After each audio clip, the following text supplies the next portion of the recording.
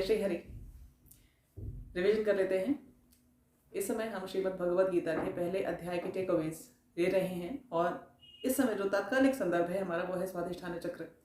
और स्वाधिष्ठान चक्र की आत्मचिकित्सा, स्वचिकित्सा, सेल्फ हीलिंग के ही संदर्भ में इस समय हम जिस ज़बरदस्त कॉन्सेप्ट को समझने का प्रयास कर रहे हैं वो है सबसे बड़ा हीलिंग हैक, जो न केवल स्वाधिष्ठान चक्र बल्कि हर एक चक्र, न केवल हमारे चक्र बल्कि हमारे आसपास के सारे चक्र, इस पूरे विश्व चक्र की चिकित्सा के लिए एक ज़बरदस्त, सबसे ज़बरदस्त, सबसे ज़्यादा सक्सेसफुल हीलिंग हैक हो सकता है यदि इसे हम अपनाएं।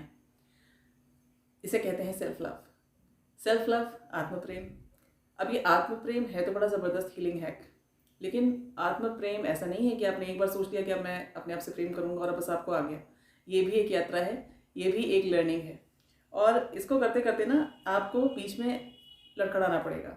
आपकी परीक्षाएं होंगी, आपका अहंकार ड्राइविंग सीट ले लेगा और आपको, आपके आत्म को बैक सीट दे देगा, आपके आत्म को बना देगा वो साइलेंट ऑब्जर्वर, और जो कुछ भी वो देखेगा, जो कुछ भी वो ग्रहण करेगा, वो ज़बरदस्ती आपको झिलवाएगा, आपको विवश करेगा कि आप उसे सहें। फिर बीच में ऐसा होगा कि अचानक से आपको वो कमिटमेंट याद आएगा कि मुझे सेल्फ लव के मार्ग पर चलना है, आत्म प्रेम के मार्ग पर चलना है। फिर से आप उस अहंकार को उठाएंगे और उसकी जगह पर वापस भेजेंगे और फिर से आप ड्राइविंग सीट लेंगे और आत्म प्रेम की यात्रा पर आप चल पड़ेंगे। और ये अपने अनुभव से आपको बता रही हूँ, जीवन की पाठशाला में ऐसा नहीं है कि आपने एक पार्ट सीखने का कमिटमेंट किया और टीचर ने कहा हाँ पर वेरी गुड, अब तुमने सीखने का कमिटमेंट कर लिया है तब तुम पास हो गए। नहीं, पार्ट सीखने का कमिटमेंट किया है तो पार्ट पहले सीखो, सीख के परीक्षा दो और छोटे छोटे प्रश्न आएंगे, बहुविकल्पीय प्रश्न आएंगे, लघु उत्तरीय प्रश्न आएंगे और उसके बाद फिर आएंगे लार्ज आंसर्स वाले, जो बिग आंसर्स वाले क्वेश्चंस होते हैं ना, बड़े बड़े आंसर्स जिसमें आते हैं, जिसमें बड़े कठिन वाले आंसर्स आते हैं, जिसमें आपको सोचना पड़ता है, आपको बहुत कुछ इन्वेस्ट करना पड़ता है, वैसे प्रश्न आएंगे। और आपको फिर जब आप इसको भी पास करते चले जाएंगे तब जाके आप कह सकते हैं कि हाँ अब लग रहा है कि मैं कुछ कुछ सीख सका हूँ। तो आत्म प्रेम की यात्रा भी ऐसी ही है। अब आत्म प्रेम को कहीं हम नार्सिसिज्म ना समझ लें, यानी नार्सिसिज्म को आत्म प्रेम ना समझ लें, जिसे हम कह रहे हैं सेल्फ लव, वो कहीं नार्सिसिज्म ना हो, इसकी बहुत ज़्यादा हमें सावधानी रखनी होगी। क्योंकि यदि हमने आत्म प्रेम की जगह नार्सिसिज्म को अपनाया है तो फिर हम हील नहीं करेंगे, बल्कि हम ऐसी जगह पे चले जाएंगे कि हमारी जो चिकित्सा है वो कई कई करोड़ों जन्मों तक संभव ही नहीं हो सकती। क्योंकि जिसकी चिकित्सा करनी है वो व्यक्ति वहाँ पर उपस्थित ही नहीं होगा। जो व्यक्ति वहाँ उपस्थित होगा वो एक फेसाड होगा, और फेसाड को जीते जीते जीते जीते, एक झूठ को जीते जीते जीते, एरर्स को छुपाते छुपाते वो स्थिति आएगी जब इतना बड़ा अंबार खड़ा हो जाएगा एरर्स का और उनके नीचे कहीं मेरा सेल्फ दबा हुआ होगा कि उस तक पहुंचना ही अपने आप में ऐसी प्रक्रिया हो जाएगी कि, और वो इतनी पेनफुल होने वाली है, इतनी ज़्यादा पीड़ादायक होने वाली है कि उसकी कल्पना भी नहीं की जा सकती। तो क्यों ना अभी ही हम इस यात्रा पर चलें। तो आज जैसा कि मैंने आपसे कहा था, आज एक प्रश्नोत्तरी, एक प्रश्नावली मैं आपके साथ बांटूंगी और उसमें जो प्रश्न हैं उनके उत्तर देते देते यदि आप ईमानदारी से उत्तर देते हैं तो आपको ये अंदाज़ा लग जाएगा कि आपके अंदर नार्सिसिस्टिक पर्सनालिटी डिसऑर्डर तो नहीं है, कहीं आप नार्सिसिस्ट तो नहीं है, या जिस व्यक्ति के विषय में आप जानना चाहते हैं कहीं वो व्यक्ति नार्सिसिस्ट तो नहीं है। और ये सारे जो प्रश्न हैं, ये सारे मेरे जितना मैंने अनुभव किया है उसके आधार पर ये प्रश्नावली मैंने बनाई है। ऐसा नहीं है कि इन प्रश्नों के आधार पर ही आप डिसाइड कर लेंगे कि आप नार्सिसिस्टिक पर्सनालिटी डिसऑर्डर के अंतर्गत आते हैं या नहीं, लेकिन ये बहुत बड़े मार्कर्स हो सकते हैं कि आप या तो उस डिसऑर्डर से पीड़ित हैं या आप उस वर्ष पर खड़े हैं कि ये डिसऑर्डर आपको हो सकता है या उस व्यक्ति को हो सकता है जिसके विषय में आप जानना चाहते हैं। तो चूंकि ये एक ब्लैंकेट क्वेश्चनर है, so just take it very honestly, very sincerely, और इसका उत्तर देते समय थर्ड पर्सन में बात कीजिएगा, भले ही आप अपने विषय में इस प्रश्नावली को देख रहे हैं, क्योंकि थर्ड पर्सन के रूप में ही जब आप उत्तर देंगे तभी आपको ऑब्जेक्टिविटी आएगी। क्योंकि ये थर्ड पर्सन ही है, ये ईगो ही है जो हीलिंग चाह रहा है। सेल्फ तो हमेशा हील्ड है, सेल्फ इनफैक्ट सबसे बड़ा हीलर है। हमें उस सेल्फ को ही तो ढूंढना है, इसलिए तो हम सेल्फ लव की यात्रा पर जा रहे हैं। जो रोग दिखा रहा है, जो डिसऑर्डर में है, वो तो मेरा ईगो है, मेरा अहंकार है, और उसी को पकड़कर उसी को सेल्फ के साथ मिलाना है और उसकी जो भ्रांतियाँ हैं, जो मिसकंसेप्शंस हैं, उनको ख़त्म करना है। This is all that we have to do in this life time. So let's get started.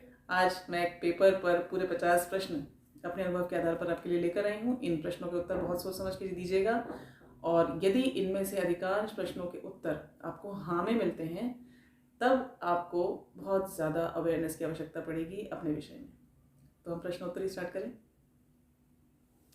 चलिए, ईमानदारी से उत्तर देना है इस प्रश्नोत्तरी का, इस प्रश्नावली का। जय श्री हरि। पहला प्रश्न, अच्छा मैंने आपसे कहा था ना कि नार्सिसिस्ट बचपन से ही पहचाने जा सकते हैं, यानी कुछ ऐसे लोग हैं जो पिछले जन्म से ही नार्सिसिस्ट बनकर आए हैं और उन्होंने इस जन्म में मिली हुई परिस्थितियाँ, इस जन्म में मिले हुए अनुभवों को यूज़ किया है अपने उस नार्सिसिस्टिक पैटर्न को और पुष्ट करने के लिए और अच्छे से स्ट्रांग बनाने के लिए।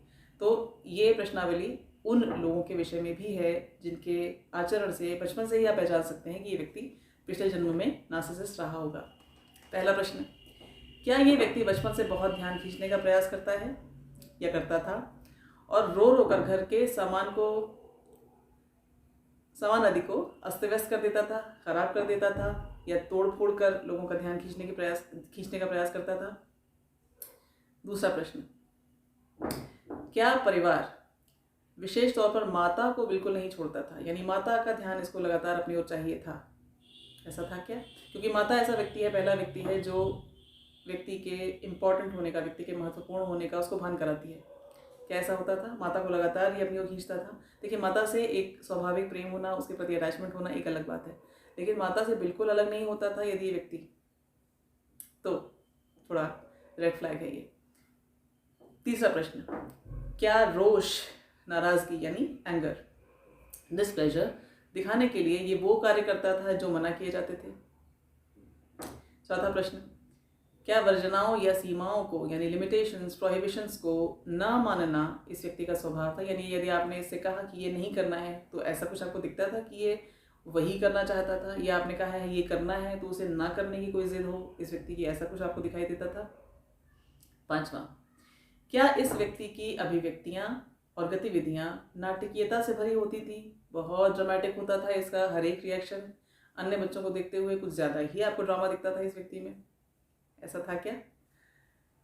फिर आता है छठा प्रश्न, क्या बहुत सारे लोगों से घिरे रहना, उनके ध्यान का केंद्र होना इस व्यक्ति को अच्छा लगता था? सातवां प्रश्न, क्या इस व्यक्ति को इसके माता पिता या किसी एक विशेषतया माता के विषय में अनुचित या अवांछित बातें बताई गई, विशेष तौर पर बाल्यकाल में? आपको याद है वो दीवार मूवी में अमिताभ बच्चन को उनके हाथ पर लिख के दिया गया था, मेरा बाप चोर है। अब बाप से कनेक्शन है स्व का, सेल्फ का आइडिया माँ और बाप से बनता है। तो यदि कुछ नेगेटिव बताया गया है माता या पिता के विषय में या जिस भी पेरेंट के विषय में ज़्यादा स्ट्रॉन्ग कनेक्शन है, मोस्टली माता के साथ होता है, तो यदि ऐसी कोई बात है तो व्यक्ति नार्सिसिस्टिक पैटर्न्स को पकड़ सकता है, जैसा कि दीवार मूवी के नायक ने दिखाया। That character is a narcissistic character. अच्छा, अगला प्रश्न यानी कि आठवां प्रश्न, क्या ये व्यक्ति स्वभाव से उद्दंड और स्वेच्छाचारी था? यानी जो मेरे मन में आया वो मुझे करना ही है, आप कितना ही मना करें, कितना ही समझाएं, क्या ये व्यक्ति ऐसा करता था बचपन में? नवा प्रश्न, क्या इसकी स्वेच्छाचारिता या उद्दंडता के लिए माता पिता का समझाना या अपनी परिस्थितियों का वास्ता देना कभी सफल नहीं होता था? विवश होकर दुखी माता पिता को इसे दंडित करने के अतिरिक्त कोई उपाय नहीं बचता था, और जब इसे दंडित किया जाता था तब ये विक्टिम मेंटालिटी शो करता था। क्या ऐसा होता था? अगला प्रश्न, 10वां प्रश्न, क्या इस व्यक्ति को बुलिंग का सामना करना पड़ा बचपन में या किसी और जीवन की स्थिति में? 11वां प्रश्न, क्या विपरीत लिंग के प्रति, ऑपोजिट सेक्स के प्रति इसका आकर्षण बहुत कम उम्र से दिखने लगा था? 12वां प्रश्न, घर से पैसे आदि चुराना, साथी संगियों की खोज में लगे रहना, गलत आचरण के लिए टोके जाने पर या डांटे जाने पर अवांछित व्यवहार करना, क्या ये करता था ये व्यक्ति? 13वां प्रश्न, आयु, पद, संबंध की मर्यादा निभाने में अक्षम होना चाहिए इस व्यक्ति को, ये नहीं निभा पाता। मनमानी ना होने पर, मनमाना ना मिलने पर या अपनी कमी या गलती बताए जाने पर ये किसी से भी दुर्व्यवहार कर सकता है, वो कितना ही व्यक्ति पद में, संबंध में इससे बड़ा हो, पर ये मर्यादा का ध्यान नहीं रख सकता यदि इसके मनमाने होने के रास्ते में कोई रुकावट आए तो। क्या ऐसा होता है? अगला प्रश्न, 14वां प्रश्न, अपने संगी साथियों या संबंधियों के समक्ष या यूं भी अपने दुराचार या दुर्व्यवहार पर टोके जाने या दंडित किए जाने पर यह व्यक्ति उन लोगों जो इसे रोकते या टोकते हैं या दंडित करते हैं उनका चरित्र हनन किसी भी सीमा तक कर सकता है। यानी जो लोग इसके आचरण पर इसे रोकें या टोकें या दंडित करें, इनका कैरेक्टर असैसिनेशन, जिसे स्मीयर कैंपेन कहते हैं, ये करता है ये व्यक्ति। क्या ये व्यक्ति ऐसा करता है? लोगों के सामने बुरा बुरा बोलता है ऐसे लोगों के विषय में। अगला प्रश्न, 15वां प्रश्न, ऐसी स्थिति में अन्यों की सहानुभूति पाने के लिए अकल्पनीय झूठ रच सकता है। यानी कि जब इसको इसके मार्ग में रोड़े यदि नजर आते हैं, इसके मनमाना आप इसको ना करने दें या इसको दंडित करें इसके किसी गलत आचरण के लिए, तब ये व्यक्ति मलाइन करने के लिए आपके बारे में इतनी भयानक झूठ बोल सकता है, ऐसे अकल्पनीय झूठ बोल सकता है जिसको यदि आप सुनते हैं तो आपको लगता है ओह ये कहाँ से आया, इतनी ज़बरदस्त कल्पना कहाँ से हुई, और आपके पास कोई तरीका नहीं होता है इसको हजम कर पाने का। कैसा होता है? अगला, जो प्रेम, देखभाल, संभाल, सम्मान, सहनशीलता ये अन्यों से अपेक्षित रखता है, इसका एक छोटा सा अंश भी ये सच्चे मन से किसी को नहीं दे सकता। यदि ऐसा कुछ करता दिखता भी है तो किसी स्वार्थ के लिए, और इसी के साथ साथ इसके मन में ये भाव भी रहता है कि इन लोगों को मेरा एहसान मानना चाहिए। यानी दो यार्डस्टिक्स हैं, एक अपने लिए और एक दूसरे के लिए, दोहरा मापदंड। अगला प्रश्न, 17वां प्रश्न, जब वो किसी को कोई उपहार या सेवा देता है तो उसके लिए एहसान जताता है या मन में रखता है? मन में ये रहता है कि मैंने बहुत बड़ा उपकार किया है और इस व्यक्ति को मानना चाहिए मेरा ये उपकार। 18वां प्रश्न, दूसरों के लिए बड़े से बड़े उपकार बलिदान को या तो बिल्कुल स्वीकार नहीं करता या केवल सतही स्तर पर करता है। आपने कुछ भी किया हो इसके लिए, उसको ये एंटाइटल भाव से देखता है, कर दिया तो कौन सी बड़ी बात है, हाँ किया ठीक है मान लिया, so what's the big deal. अगर ये अप्रोच है तो यदि है तो समझ जाइए। अच्छा, क्रोध या आवेश में ये अपने पर उपकार करने वाले को न केवल अपमानित बल्कि किसी भी सीमा तक वास्तव में चोट पहुंचा सकता है, यानी उसे सीरियसली हर्ट कर सकता है। अगर मैलिग्नेंट नार्सिसिस्ट है ये व्यक्ति, तो जिस व्यक्ति ने इस पर उपकार किया है बहुत बड़ा, परंतु किसी कारण से इसे उस पर गुस्सा आ गया, तो ये उसे चोट पहुंचाएगा, या तो शब्दों से या अपनी क्रियाओं से। ऐसा है क्या? अगला प्रश्न, यौन संबंधों को लेकर बड़ा कैजुअल है, कई लोगों से एक समय पर या एक के बाद एक संबंध बनाता है। ऐसा है क्या? सेक्स इसके लिए बहुत अपरिहार्य आवश्यकता है, इंडिस्पेंसिबल नीड है, नहीं रह सकता सेक्स के बिना बहुत लंबे समय तक। सेक्स एक ऐसा चैनल है नार्सिसिस्टिक पर्सनालिटी डिसऑर्डर से पीड़ित व्यक्ति के लिए कि ये इसके बिना बहुत लंबे समय तक जी नहीं सकता। ये नार्सिसिस्ट्स सेक्सुअल प्रोक्लिविटीज़ को बहुत बढ़ा लेते हैं। सो अगर ऐसा है तो इट्स अ मार्कर। फिर सेल्फी बहुत खींचता है, फिल्टर्स बहुत लगाता है। ऐसा हो सकता है कि जिन पिक्चर्स को ये खींचता रहता है दिन भर, उनको पोस्ट करे या ना करे। यदि ओवर्ट नार्सिसिस्ट है तो पोस्ट करेगा, यदि कोवर्ट नार्सिसिस्ट है तो पोस्ट तो नहीं करेगा लेकिन खींचता रहेगा और फिल्टर्स लगाता रहेगा या रुक रुक के लगाएगा और हटा देगा। अगला प्रश्न, 25वां प्रश्न, बात करते समय बड़ा हंसमुख और बड़ा विटी होने का प्रयास करता है। आपको जीतने के लिए वो इस प्रकार से बातें करेगा, इस प्रकार के इडियम्स को, प्रोवर्ब्स को, इस प्रकार के एनेक्डोट्स को प्रयोग में लाएगा, इस प्रकार की बातें कहेगा कि अगला व्यक्ति प्रभावित हो जाए, और लोग प्रभावित हो भी जाते होंगे। ऐसा है क्या? अगला प्रश्न, अपनी मनगढ़ंत संघर्षों और कष्टों की कथाएं कुछ ही मुलाकातों में सुना देता है लोगों को। एक या दो मुलाकातों में ही वो बताएगा आपको कि उसने कितने संघर्ष किए हैं, कितना कष्ट सहा है, और फिर भी वो कितना ज़बरदस्त है। यदि ऐसा करता है तो ये एक मार्कर है। फिर 26वां प्रश्न, 25वां प्रश्न, अपने निकट के लोगों, विशेषतया अपने सप्लाई के जीवन की हर अंतरंग बात, उनके कष्टों को पहले तो जानता है, बड़े ध्यान से सुनता है, और फिर बाद में उनकी हंसी उड़ाता है, या क्रोध आने पर उस कष्ट को उनका ही दोष बताता है। यानी यदि आपने नार्सिसिस्ट को कुछ बताया अपने जीवन के बड़े दुखद पहलू के विषय में, बड़े विश्वास में आकर, तो ये व्यक्ति उस समय तो सुन लेगा, लेकिन ये कथा जमा कर रहा है आपके विरुद्ध, उसको आगे जाकर अस्त्र शस्त्र के रूप में, वेपन के रूप में प्रयोग करने के लिए। यदि ऐसा करता है ये व्यक्ति तो ये एक नार्सिसिस्टिक व्यक्ति की निशानी है। अगला प्रश्न, 26वां प्रश्न, विवाद करते समय ये वो बातें कहता है जो आपको लगता है कि अरे ये तो मेरी लाइनें थी, ये तो मुझे कहना था, ये क्यों कह रहा है, ये किस अधिकार से कह रहा है। So this is narcissistic projection. जो आपका मनस्थिति का हाल है ना, जो आपकी मनस्थिति है, उसको ये आप पर ही ऐसे प्रोजेक्ट करेगा कि आपको लगेगा अब मैं क्या करूँ, I have no arguments to say, I have no arguments to serve, मेरी बात मैं किससे कहूँ, यू नो। अच्छा, अगला 27वां, जिनसे क्रोधित होता है, जिनसे इसका संबंध टूटता है, उनके लिए ये अमंगल कामना करता है। ऐसा नहीं है कि चलो ठीक है मैं गुस्सा हो गया, मैं इनसे बात नहीं करूँगा, जाने दो, मुझे शक्ल नहीं देखनी इसकी दोबारा, इतने पे ही ख़त्म नहीं होगा। उसका बुरा होना चाहिए, उसके संग ऐसा होना चाहिए, उसके संग वैसा होना चाहिए, ये वाला जो भाव है ना, ये नार्सिसिज्म को प्रतिलक्षित करता है। अगला 28वां, इनके साथ संबंध में रहने वाले व्यक्ति को एक शक्तिशाली यौन आकर्षण अनुभव होता है, बड़ा जबरदस्त सेक्सुअल पुल अनुभव होता है, जबकि वे इसका कारण नहीं समझ पाते।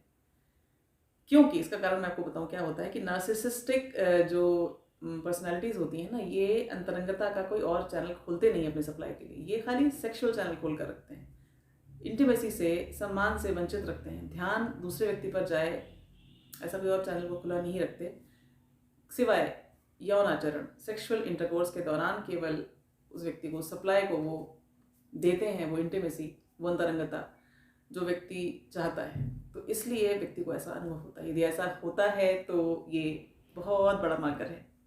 अगला प्रश्न 29वां प्रश्न, दुर्व्यसनों के प्रति, गलत आदतों के प्रति सहज झुकाव है, बड़ा नेचुरल इंक्लिनेशन है गलत चीज़ों के लिए, सिगरेट, शराब, नशा, रुचि अपने आप। घर का वातावरण भले ऐसा नहीं है, या माता ने या पिता ने किसी ने भी उनको मना भी किया है, ऐसा नहीं करना चाहिए, कारण भी बताए हैं ऐसा क्यों नहीं करना चाहिए, लेकिन फिर भी व्यक्ति को अंदर से उसको बड़ा ही सहज, बड़ा ही innate attraction towards these things उसको महसूस होता है, और एडिक्शन बड़ी जल्दी हो जाता है ऐसे व्यक्ति को, क्योंकि अंदर का जो खोखलापन है ना, उसको कॉम्प्लीमेंट करने के लिए, उसको सप्लाई करने के लिए व्यक्ति इन चीज़ों को यूज़ करता है एज प्रॉप्स। अगला प्रश्न 30वां प्रश्न, कोई भी संबंध तभी तक रहता है जब तक इस व्यक्ति की आवश्यकता पूरी होती हो, जैसे ही इसकी वो आवश्यकता जो भी हो, जब तक इसकी आवश्यकता इसकी पूरी होती है तब तक वो संबंध है, जब इसकी आवश्यकता खत्म तो संबंध भी खत्म।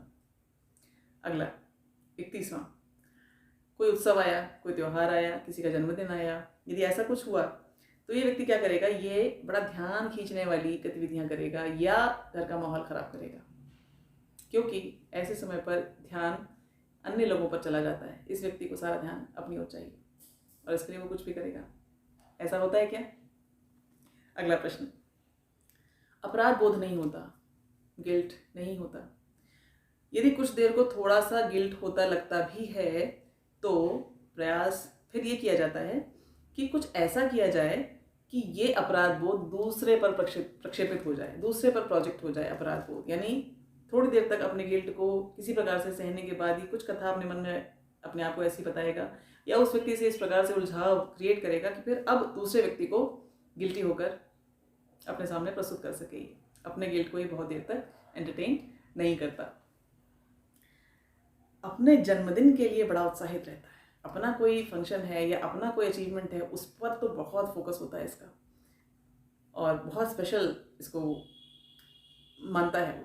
ये यदि ऐसा है तो ये नार्सिसिस्टिक टेंडेंसी हो सकती है। फिर 35वां प्रश्न, बड़े से बड़े कष्ट में ये उन्हें अकेला छोड़ सकता है जिन्होंने इसके लिए अपना जीवन समर्पित कर दिया, यदि इसका अपना कोई स्वार्थ हो। यानी इसको यदि कोई अपनी चीज़ चाहिए, कोई अपना स्वार्थी छोटे से छोटा कोई अपना आकर्षण इसको बाहर की दुनिया में मिल रहा है और इसकी माँ या इसका पिता या इसका भाई बहन या इसके घर का कोई भी सदस्य या इसका अपना मित्र ही किसी बहुत बुरी स्थिति में फंसा हुआ हो, लेकिन इसका कोई आकर्षण बाहर की ओर हो तो ये उस आकर्षण की ओर खींचेगा, उन्हें वहीं उसी स्थिति में छोड़कर जाएगा, भले ही कितने ही उपकार उन लोगों ने इस व्यक्ति पर किए हों। फिर ईर्ष्या बहुत अधिक होगी। अत्यधिक ईर्ष्या दिखती है क्या? किसी की भी, यहाँ तक कि अपने माता पिता भाई बहन की उपलब्धियों से उनके सुखों से भी इसको ईर्ष्या हो सकती है। ऐसा होता है क्या? अगला प्रश्न, 37वां प्रश्न, आलोचना, समीक्षा, क्रिटिसिज्म मिलते ही बुरी तरह बेचैन और क्रोधित हो जाता है ये व्यक्ति। 38वां प्रश्न, किसी के भी सम्मान की धज्जियां दूसरों के सामने ये उड़ा सकता है यदि इसका अहंकार चोट खाए, यदि इसके ईगो पे चोट लग जाए तो ये, चाहे इसका परिवार हो, इसके माता पिता हो, इसके भाई बहन हो, इसके पति हो, इसकी पत्नी हो, जो भी हो, ये उनकी सम्मान की सड़क पे धज्जियां उड़ा सकता है। ऐसा होता है क्या? 39वां प्रश्न, संसार को सब कुछ परफेक्ट दिखाने के लिए अपने परिवार को बड़ा प्रेम करता या बड़ा संभालता दिखाई देगा, भले ही परिवार बिल्कुल बिखर चुका हो। अगला प्रश्न, 40वां प्रश्न, एक तथाकथित मित्र से दूसरे की निंदा करेगा और दूसरे मित्र की पहले से निंदा करेगा। जब इसको पहले से शिकायत होगी तो दूसरे के पास जाएगा उसकी शिकायत करने, दूसरे से शिकायत होगी तो पहले के पास जाएगा, क्योंकि किसी के भी साथ इसकी सच्ची मित्रता नहीं है, आत्मीय मित्रता नहीं है। सब इसके टेम्पररी अक्वेंटेंसेस होते हैं।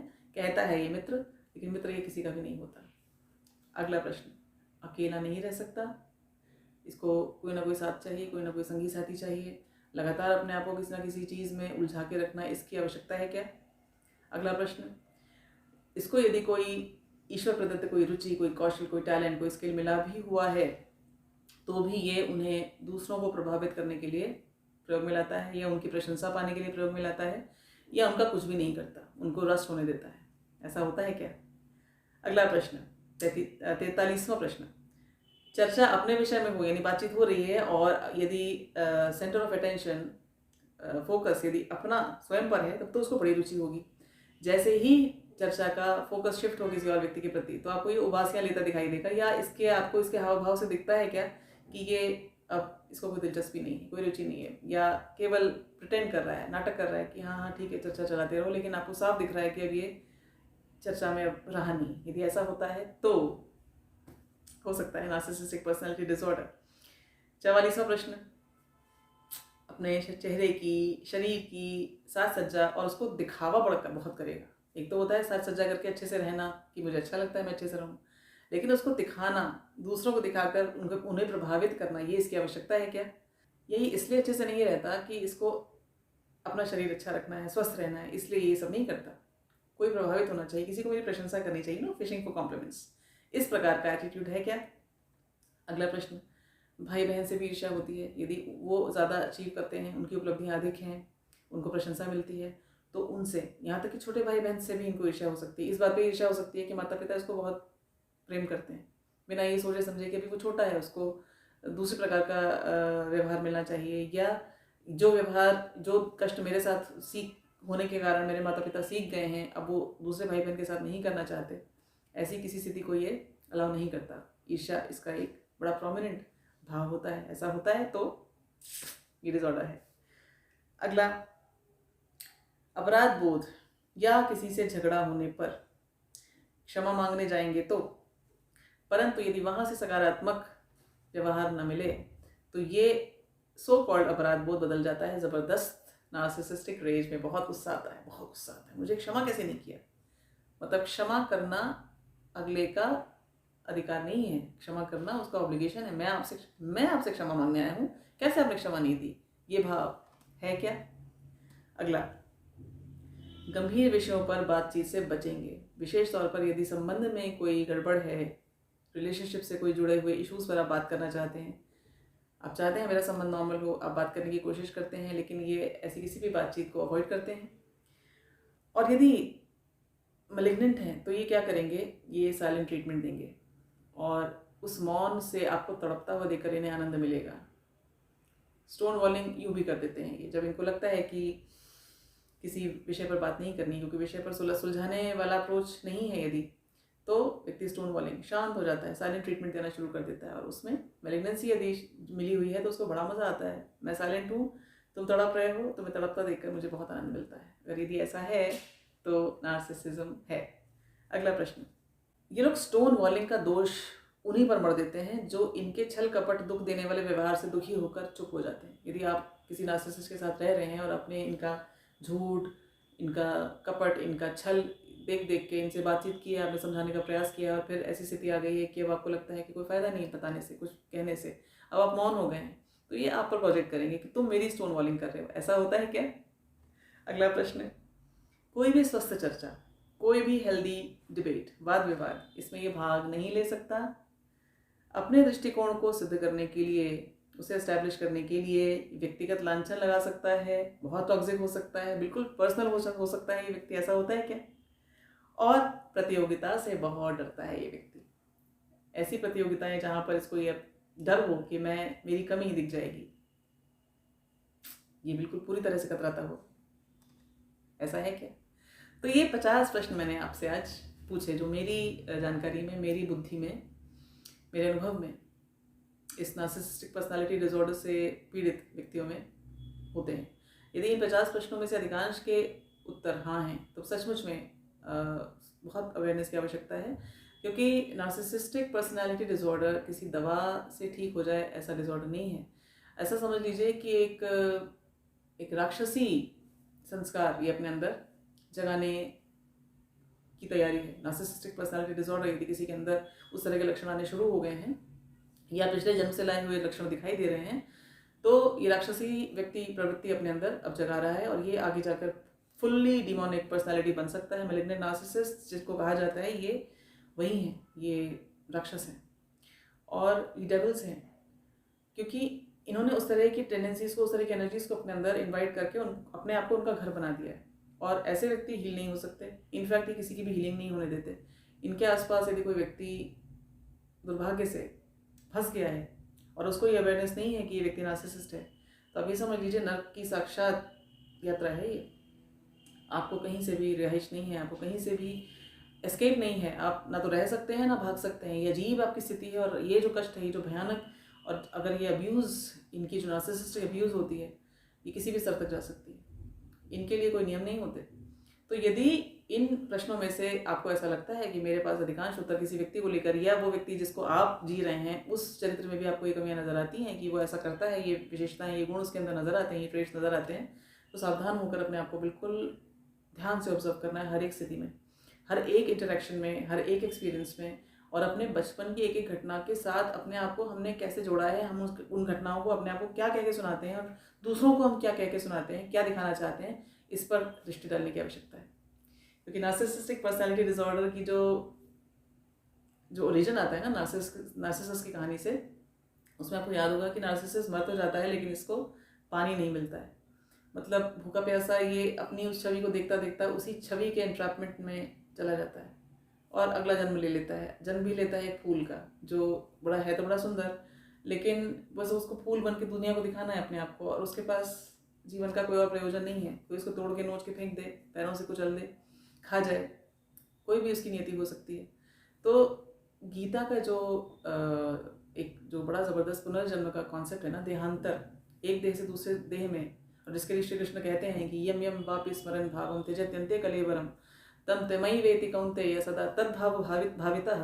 तो ये नार्सिसस की कथा पर मुझे तो काफ़ी दिखता है कि जिस भाव से व्यक्ति जाता है, अपनी अंतिम सांस लेता है, एक प्यास की अवस्था में, अतृप्ति की अवस्था में, परंतु सौंदर्य के प्रति ज़बरदस्त अवेयरनेस के साथ, but not knowing that what exactly this beauty is, ये पर्पस क्या है इस ब्यूटी का, इस ब्यूटी के प्रति जो अट्रैक्शन है ये क्या है, who is this person that I am getting so